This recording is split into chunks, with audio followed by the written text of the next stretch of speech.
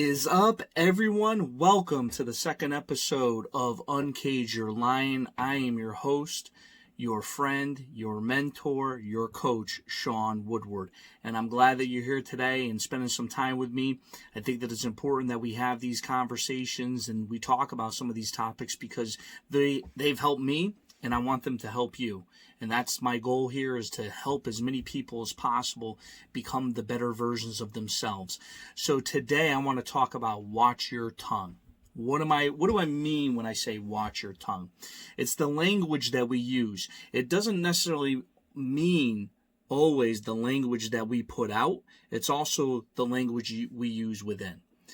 So let's talk about it, because it's two parts here. So the first part is, of course, going to be the language that we use when we speak out. So I was reading a book. I finished it earlier this year, and it's called The Liberty of Our Language. Fantastic book by Thomas Blackwell. I recommend it to anybody and everybody. Key book. And it's funny because there was some relation of this book to another very popular book by Dale Carnegie, which is called How to Win Friends and Influence People. And those books, though different in their own right, there are some similarities as far as in the language that we use on a day-to-day basis. So let's talk about that language that we put out into the world. Is, when we're speaking to people, or we're speaking openly, or maybe it's to an employee, maybe it's to a friend, maybe it's to your wife, your husband, whomever. The language that we choose to use, the words we choose to use in that conversation can make a massive impact. And it's not just the impact that you make on the other individual. It could also be the impact that it makes on you.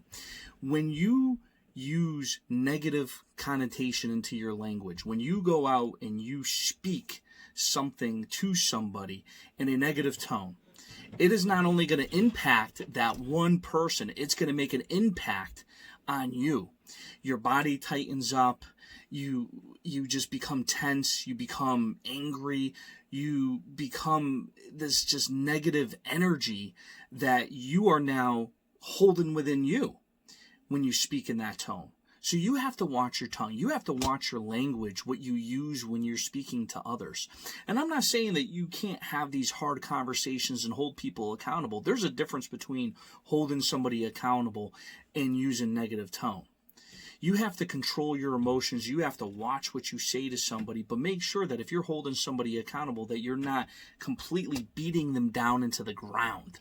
Because I can tell you this right now, that may give you a temporary fix to what you're looking to. Maybe you're trying to instill fear, but fear is temporary, because after a while, when that continues to be the way that you function and the way that you talk to your spouse, or the way that you talk to your kids, or the way that you talk to a coworker or an employee, what will end up happening is they will build up resistance towards you. That's exactly what happens. So you have to look at it from this perspective, is that if you're going to hold somebody accountable and you have to have that stern conversation with that individual, you have to make sure that there is a learning moment inside that conversation. So you have to make sure the words that you are choosing inside of that conversation are going to be productive. You have to make sure that every conversation that you have is productive. And I know that's hard, because sometimes we lose emotions. We it's just easy. We just slip. I do it too. It's not a matter of you're never going to lose your cool. You, of course, are going to lose your cool. Nobody's perfect. Nobody's got this figured out. Nobody's ever going to function at this high level all the time. But what we want to do is we want to limit the amount of times that we lose our cool. We want to limit the amount of times that we start to use negative connotation as far as inside of our conversations with others. So you have to make sure that you're doing that. And one of the things that Thomas says in the book of Liberty of Our Language, and that's how he opens it up, is what we talk about, we bring about. So what we talk about inside of these conversations with others, because that's what we're talking about right now, because we're going to flip over to the inner conversations. But when we have these conversations outside with other individuals, we bring that with us. So going back to that negative connotation that you have inside that conversation, you are going to bring negativity back to you because of that energy. Okay, what he calls in the book is vibrations. We send off vibrations out into the world and out to others, and that if we're going to bring negativity to it, we are going to attract negative action towards us. If we bring out positivity, we are going to bring positive vibes back to us. We are going to get positive results from that. So we really have to, to look at this as something that this is an easy way to build what you need to build when it comes to your life and being able to accomplish the things that you're looking to. The other thing I wanted to discuss is the second part of this is the conversations that we have from within. When we're having conversations with ourselves, we have to watch our tongue when we're speaking to ourselves. A lot of the negativity that we tend to stir up is not from outside influence. Yes, environments and those things can impact what ends up happening to us, okay? But ultimately, you decide whether or not you want to be positive or negative about a particular situation. 100%. 100%. And I've seen this happen in my own life where I've seen myself take a complete situation with a previous employer. I did everything that I was supposed to do. I grinded hard. I grew the company. I did these things. And there was just this negative environment vibe that was coming from the employer. And I felt like I was trapped. There was no way to go. And what ended up happening was that it ended up impacting my relationship with my kids and my marriage because I was allowing that environment to bleed into it. Now, a lot of people will say, well, the easy fix is to just move on from that. But let me just tell you this, is yes, that has to probably be the ultimate result of the situation, but you can't allow it to bleed into other aspects of your life. You have to learn how to control the language that you're telling yourself, even if the environment isn't conducive to what you're trying to accomplish. You have to make the environment work for you as best as you possibly can and not let it bleed into everything else. And that comes back to giving yourself the positive influences that you need when you're speaking to yourself. What I found myself trapped into in that situation was I was starting to become negative. I was spinning a little out of control, getting outside of who I was, and started becoming what the environment was. And I was allowing the environment to control my thoughts and the things that I was saying to myself, and saying things and creating issues inside of my relationships with my wife, my kids, and others. And that's what that's why you have to be able to control that. That's the reason why I believe in the morning it's so important to have these impactful conversations with yourself before you ever get the day started. That's the reason why that I believe in meditation. I pray. Whether you do or not, that's up to you. But you can have these moments of clarity before the day gets started, so that way it can bring you to a self-center. And there's no better time to do that than in the morning. As soon as you wake up, I write down my gratitude and goals. I tell the world as far as what I'm thankful for. I tell the world what I'm going after, and then I also take a moment in time. Then I read a little bit of the Stoic book now. That's what I'm reading on a daily basis. Just it's breaks it up in a day, and then I go ahead and I have that meditation and relaxation and praying to be able to bring focus and clarity as far as to my life prior to going out, working out, and getting the day started, and getting my routine. It's part of my routine. So that's what you have there. The other thing too is that it's using language to yourself. You have to make sure that the language that you use to yourself is also matching the language that you're using out into the world. So, I'll give you an example. A lot of times when you ask somebody, "Hey, how you doing?" right? And you can give out this, and this is what Thomas talks about in the book, is you can give out these vibrations that aren't really they're negative. They're not genuine. Things like, and he mentions in the book, is not bad. If somebody asks you how you doing, not bad. I'm all right. Can't complain. Hanging in there. The one that I didn't see in the book, but I want to put it as living the dream. When I know somebody very close to me actually says that, but are you really? Or are you just saying that because you're just being, is it being negative? I know that this person's using it as a positive one, but I've heard other people say it in a negative instance. So it has to be genuine what you're saying. So saying things, as he mentions in the book, is fantastic, incredible, great, phenomenal, I'm amazing, but being genuine about it, regardless of whatever's happening in your life, those are real things. Those are real, genuine things that even if I'm facing something that's pushing me back, that's holding me down, I do feel amazing because I'm alive. I am able to do the things that I want to do. I have freedom. I have liberty. I have the ability to change my circumstances if I felt they needed to be changed. I feel like I'm in power of my life. So yeah, I feel amazing even when maybe I'm getting kicked.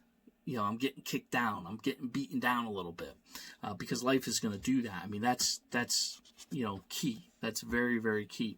And, finally is just this, is if you start to think about taking these moments and first starting with yourself and the language that you use to speak to yourself and really start to dive into that and then start changing the way that you speak to others and the way that you speak into the world. Because we talk about another famous book, The Secret, speaking things into existence. I want to be this, or I am this, and putting that out into the world and letting the whole world know that that's what you want to do. That's a great step. But really, do you mean it? Are you being genuine when you say it? And I believe that comes down to preparation that you can do to yourself. So prior to speaking anything out into the world, whether it's to somebody, a family member, a coworker, employee, people out in social media, you have to make sure that your mind is right, that you're being genuine with the things that you're saying to yourself, that you are real, that you're not some fraud. You're not living one life but then portraying another. And there's a lot of that going on.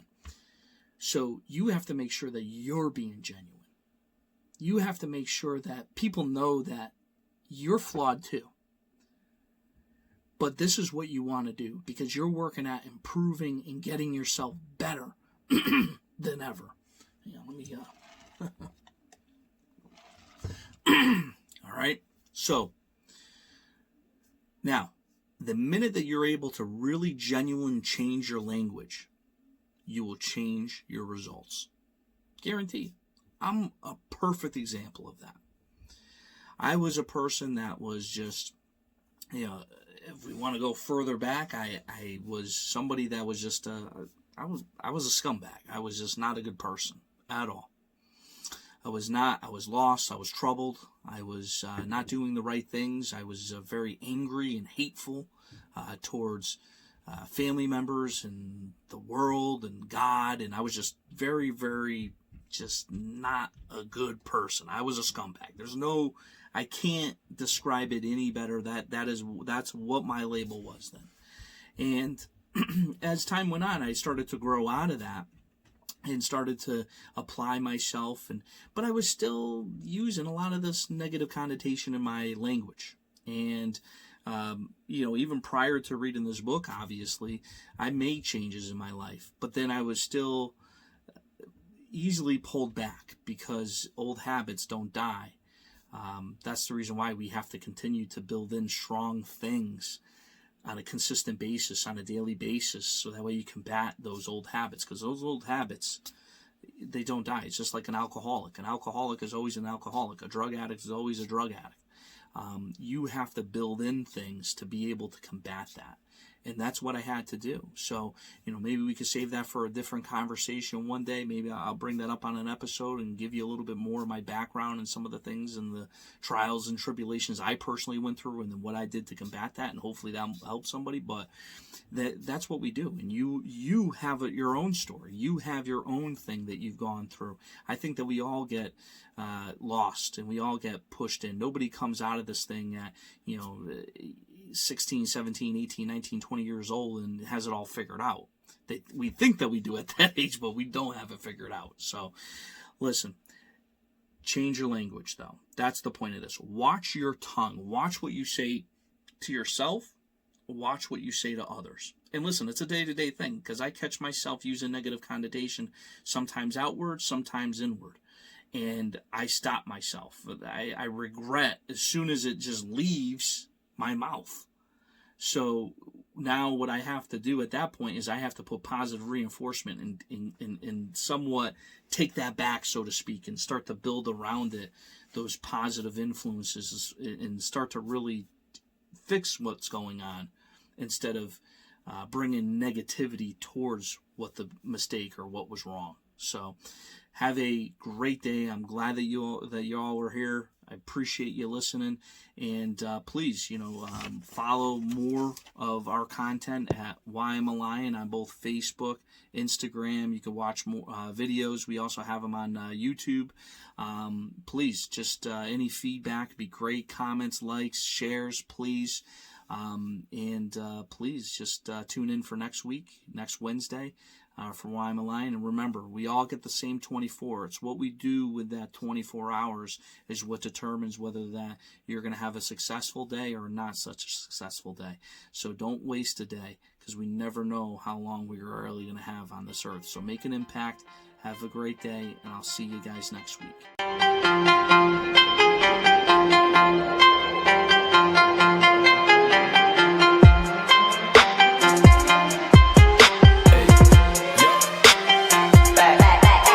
Here we go, making really